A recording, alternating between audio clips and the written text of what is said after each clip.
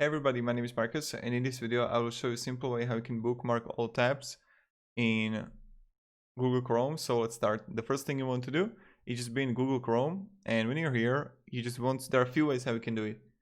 The first way is just like Ctrl-Shift-D, or right click on it and bookmark all tabs. So right now I don't have any, but go like open here, bookmark all tabs. I can add a new folder, like whatever, and click save. Right how I have all the sites here, and this is pretty much it how you do it. So thank you very much everybody.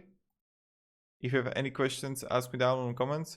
So to repeat that, right click, bookmark all tabs, and you got it.